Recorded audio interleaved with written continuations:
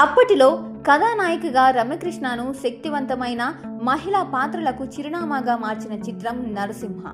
ఈ సినిమాతోనే ఆమె స్టార్డమ్ అమాంతం పెరిగింది. ఈ చిత్రంలో సూపర్ స్టార్ రజనీకాంత్కు ప్రతినాయకురాలిగా నీలాంబరి పాత్రలో ఆమె కనబరిచిన నటన సినీ ప్రియులతో పాటు విమర్శకులను మెప్పించింది. అయితే ఈ సినిమాలోని తన పాత్ర గురించి ఓ సందర్భంలో రమ్యకృష్ణ ఆసక్తికర విషయాలను పంచుకున్నారు. నరసింహలోని నీలాంబరి పాత్రను చేయడం మొదట్లో నాకు ఇష్టం లేదు. ఎందుకంటే నాకు తలపొగరు ఎక్కువగా ఉన్నట్లు ఆ పాత్ర తీర్చిదిద్దారు. అయితే అది కేవలం సినిమాలోని పాత్రే అని నాకు తెలుసు. కానీ దర్శకుడు నీకు నీలాంబరి పాత్ర కావాలా, సౌందర్య పాత్ర కావాలా అని అడిగి ఉంటే సౌందర్య పాత్రే కావాలని చెప్పేదాన్ని.